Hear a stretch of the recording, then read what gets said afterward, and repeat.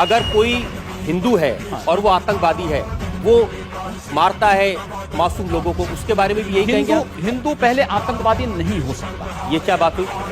मैं इस बात की गारंटी ले सकता हूँ। मैं एक सन्यासी हूँ। अगर हमारे एक हाथ में माला है तो दूसरे हाथ में हम भाला लेकर के भी चलते हैं। और अगर अगला पक्ष शांति से नहीं रहेगा तो क्या करेंगे? अगर शांति से नहीं रहेगा तो उसको शांति से रहना सिखाएंगे। आतंकवादी है, मिट्टी तेल छिड़क करके आग लगा दीजिए, फेंक दीजिए उसको, जिससे पता ही ना लगे। क्या मतलब है?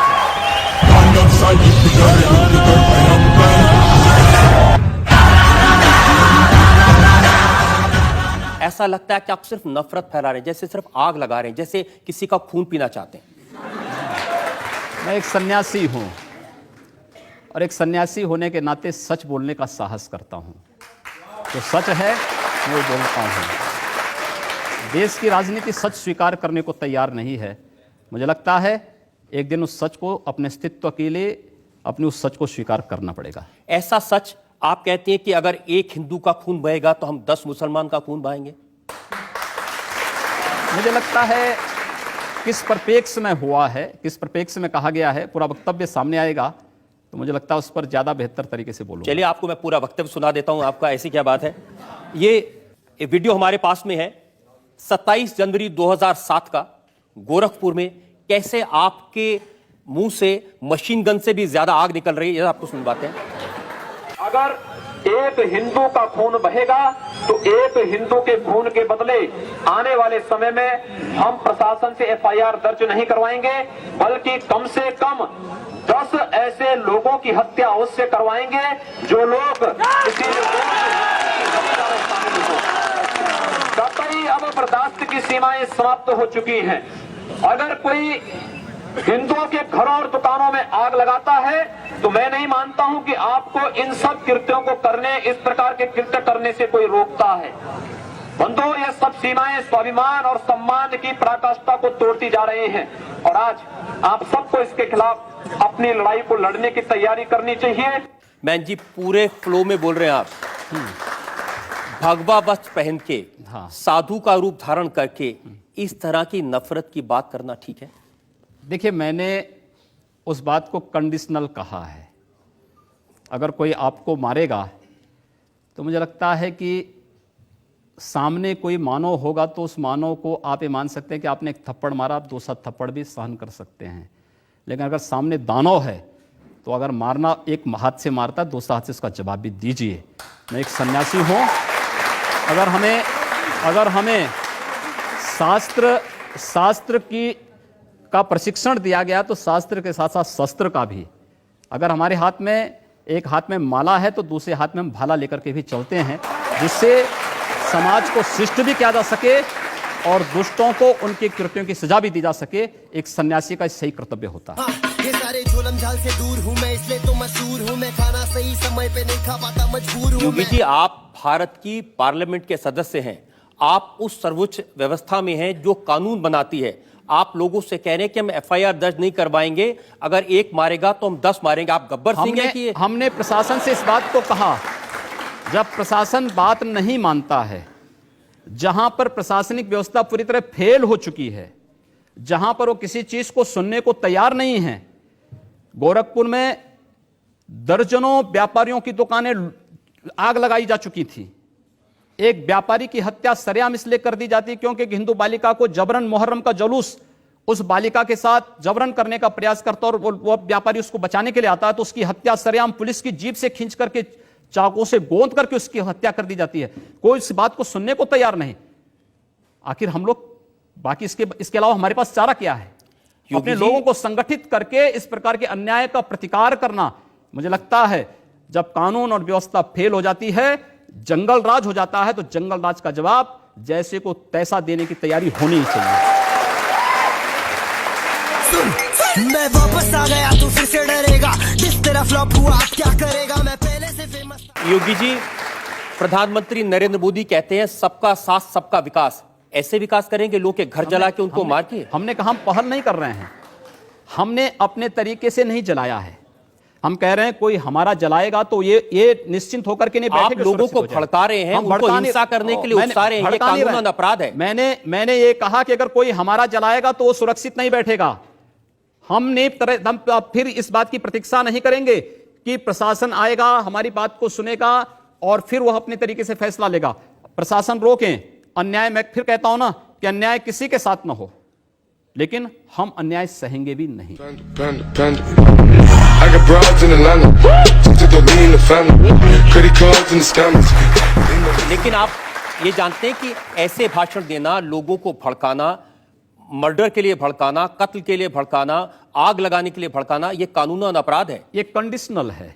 अगर कोई आपको मारता है, प्रशासन कार्रवाई नहीं करता है, आप हाथ पर हाथ धरे रहे मत बैठिए, उसका प्रतिकार करिए।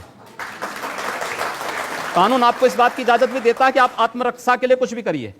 मैं आपकी इस बात से बिल्कुल सहमत नहीं हूं, और बात आपकी सिर्फ यहां नहीं रुक जाती है, आपका अपराध और बड़ा है। आपने कहा कि अगर एक हिंदू बालिका को ले जाएंगे तो हम 100 मुस्लिम बालिकाओं को ले जाएंगे। कितनी खराब बात है। आपको लगता है कि हिंदू बालिका, उस बालिका को ले जाना उस लव जिहाद का एक हिस्सा है जो देश के खिलाफ एक साजिश है। और आज जो मैं कह रहा हूं, हिंदू शब्द को आखिर आप लोग सांप्रदायिकता के उसमें क्यों रखना चाहते हैं? वो कोई जाति नहीं, कोई मत नहीं, कोई मजहब नहीं, कोई पंथ नहीं, कोई संप्रदाय नहीं, वो तो हमारी एक राष्ट्रीय पहचान है। अगर मैं उन 100 लोगों को राष्ट्रीय पहचान के साथ जोड़ने की बात कर रहा हूं तो कौन बुरी बात है? अच्छी बात है, सबको जोड़ा जाना चाहिए। आप तो खुलेआम कन्वर्जन की बात कर रहे हैं। कन्वर्जन नहीं, ये प्रावर्तन है। कन्वर्जन वह है, एक हिंदू का इस्लाम या ईसाइयत में जाना कन्वर्जन है। लेकिन अगर एक ईसाई और एक मुसलमान वापस हिंदू में आता है तो उसका प्रावर्तन है, घर वापसी है।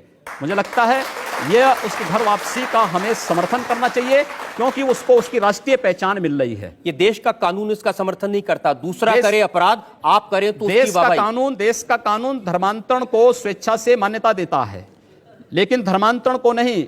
यह धर्मांतरण हिंदू में वापस आना, अपनी राष्ट्रीय पहचान में पुनः वापस आना। इस देश में आज तो देश के अंदर जो डीएनए थ्योरी आई है, उसने इस बात को साबित किया है कि सब एक ही उससे मूल से हैं। और डीएनए थ्योरी इस बात को जब प्रमाणित करती है, तो मैं अगर उसी डीएनए थ्योरी के साथ जोड़ने की बात कर रहा हूं तो भारत की राष्ट्रीयता के साथ जोड़ने की। एक और वीडियो हमारे पास में है, और सुनिए आपने क्या कहा। हम लोगों ने तय कर रखा है कि अगर वह एक हिंदू बालिका को ले जाएंगे तो कम से कम 100 मुस्लिम बालिकाओं को हिंदू। अगर एक हिंदू को मारेंगे तो 100 को हम भी मारेंगे।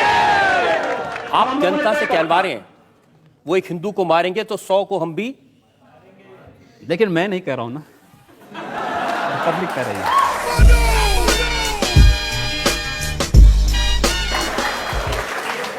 इस बयान में आपने ये भी कहा कि गोरखपुर में हिंदू लड़के मुस्लिम बालिकाओं से शादी करते हैं, ये परंपरा है। हिंदू मुसलमान, नफरत, मार काट, ये क्या शोभा देता है मंदिर के महंत को, भगवा पहने साधु को? हम कहां मार काट करवा रहे हैं? हम तो शांति से रहना चाहते हैं, बहुत शांति से रहना चाहते हैं। लेकिन जो लोग शांति से रहना नहीं देना चाहते हैं, तो आखिर उसका भी तो कोई उपचार होगा। उपचार जब शासन तंत्र के साथ नहीं होता तो समाज को वह उपचार स्वयं अपने हाथों में लेना पड़ता है। और मुझे लगता है समय आ गया है जब उपचार लेना पड़ेगा। योगी जी, इस समय देश में आपकी सरकार है। जी हाँ। एक तरफ नरेंद्र मोदी लाल किले की प्राचीर से कहते हैं कि 10 साल तक दंगे फसाद को पीछे छोड़ दो, सिर्फ विकास की बात करो। इस देश के अंदर एक भी दंगा हिंदुओं की ओर से नहीं हुआ है। देश के दंगों के इतिहास को आप देखेंगे, मैं आपको बताऊं, पूरे देश के अंदर दंगे कहां होते हैं? 3 श्रेणियां उसकी हैं। 10 से 20% की आबादी, 20 से 35% की आबादी और 35 से ऊपर की आबादी। 10 से 20 की आबादी जो है, यहां पे छुटपुट सांप्रदायिक झड़पें होती हैं, जहां पर मुस्लिम आबादी 10 से 20% के बीच में है।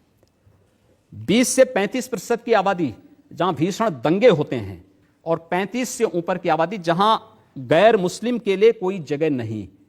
ये केवल भारत की बात नहीं कर रहा हूं, पूरी दुनिया की मैं बात कर रहा हूं। पूरी दुनिया के अंदर ये सच्चाई है। ये आपकी थ्योरी हो सकती है, मेरी थ्योरी नहीं, जो सच्चाई है। दूसरा, ये एक भी दंगे की, उत्तर प्रदेश में 2.5 वर्ष के दौरान 430 से अधिक सांप्रदायिक हिंसक झड़पें और दंगे हुए हैं। एक भी दंगे की शुरुआत हिंदुओं की ओर से नहीं हुई। एक भी दंगा शुरू करने वाला ना हिंदू होता है ना मुसलमान होता है। कैसी बात कर रहे हैं आप? मैं सच्ची बात कर रहा हूं। आज लोग कह देंगे आईएसआईएस के साथ लड़ने वाले लोग न हिंदू है न मुसलमान है, फिर उनके लिए फतिया क्यों पढ़ा जा रहा है? आप कहते हैं कि आतंकवाद की कोई जाति नहीं होती, और राम जन्मभूमि पर हमला करने वाले आतंकवादी जब वहां सुरक्षा बलों के हाथों मारे जाते हैं तो उनके लिए फतिया पढ़ा जाता है।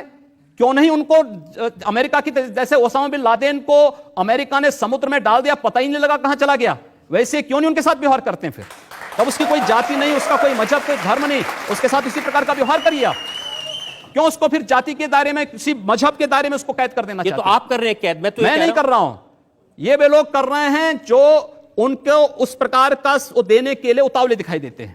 और इसलिए मैं कह रहा हूं, अगर जाति नहीं, मजहब नहीं, समाप्त करिए।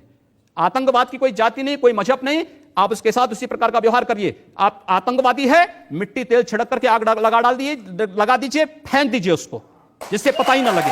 क्या मतलब है? ये चीजें अपने आप समाप्त हो जाएंगे। अगर कोई हिंदू है और वो आतंकवादी है, वो मारता है मासूम लोगों को, उसके बारे में भी यही कहेंगे आप? हिंदू पहले आतंकवादी नहीं हो सकता। ये क्या बात हुई? मैं इस बात की गारंटी ले सकता हूं। एक और, अगर है, गलत है, भारत के कानून के अनुसार जो कार्रवाई हो सकती है आप कार्रवाई करिए। देखिए, ऐसी बेसिर पैर की बात का तो मैं भी कोई जवाब नहीं दे सकता। मैंने कहा ना दोनों बातें, मैं दोनों चीजें कह रहा हूं। पिछली सरकार ने हिंदू आतंकवादी नहीं हो सकता, क्योंकि उसका देश है, उसकी मातृभूमि है, पिछली सरकार ने ऐसे बहुत सारे लोगों को पकड़ा था, जिसमें आरएसएस के लोग थे, जिसमें प्रज्ञा भारती थी, बहुत सारे लोग थे जो लोग भगवा वस्त्र पहनकर आतंकवाद करते थे, जिन्होंने बम लगाए थे, जिन्होंने मारा था लोगों को। देखिए, उसमें साध्वी प्रज्ञा ठाकुर का नाम और स्वामी असीमानंद का नाम ये तब लाए थे जब, मैं आश्चर्य करता हूं, जिस मामले में चार्जशीट दाखिल हो चुकी हो, जिसमें नहीं, आप मुझे बताइए कि देखिए, ये साध्वी प्रज्ञा, स्वामी असीमानंद, ये हिंदू नहीं है या आतंकवादी नहीं है? मैं वही आ रहा हूं ना, मैं वही आ रहा हूं जिसमें इंडियन मुजाहिदीन के आतंकवादी पहले बंद थे, 3 सालों तक वे बंद रहते हैं, और अचानक सरकार परिवर्तन होती है, चार्जशीट वापस लेकर के, और फिर प्रज्ञा ठाकुर को और उसके बाद असीमानंद को उसमें जेल के अंदर बंद कर दिया जाता है। ये क्या तरीका है? अगर आपका कार्य करने का तरीका केवल इस आधार पर है, इस देश के अंदर वे लोग भी प्रधानमंत्री थे जो कहते थे कि इस देश के संसाधनों पर मुसलमानों का अधिकार है, क्या इस देश का हिंदू यहां पर झक मारेगा? क्या तरीका है ये? इस देश का प्रधानमंत्री सांप्रदायिक आधार पर विभाजित कर रहा है। हमने तो नहीं बांटा सांप्रदायिक आधार पर। सांप्रदायिक आधार पर आप घोषणा करते हैं कि इस देश में कब्रिस्तान के लिए आप बजट का प्रावधान करते हैं। उत्तर प्रदेश में लोग बिजली के लिए मर रहे हैं, सड़कें खराब हैं, बुनियादी सुविधाओं के अभाव में, स्वास्थ्य सुविधा के अभाव में लोग मर रहे हैं, लेकिन वहां पर उनके लिए वो सुविधाएं नहीं, लेकिन कब्रिस्तान के लिए 300 करोड़ रुपए हर साल आवंटित हो जाएंगे। क्या तरीका है? तो अब हम लोग नहीं आवंटित। अच्छा, आप बताइए क्या तरीका है? आपकी सरकार है, अब आप सिर्फ हिंदुओं की भलाई करेंगे? नहीं, सारी सिर्फ हिंदुओं मैं कह रहा हूं, हम जाति, मजहब या धर्म के आधार पर भेदभाव किसी का नहीं करेंगे, लेकिन तुष्टीकरण भी किसी का नहीं करेंगे। तुष्टीकरण भी किसी का नहीं करेंगे। इस देश के नागरिक के रूप में जिसको रहना होगा, भारत के संविधान को मान करके चले, भारत की परंपरा पर विश्वास करे, भारत के महापुरुषों को सम्मान दें, सबका स्वागत होगा। लेकिन अगर भारत के अंदर रह करके ये नहीं चलेगा कि तन भारत में और मन पाकिस्तान में, ये चलेगा तो हम लोग इसको नहीं स्वीकार कर पाएंगे।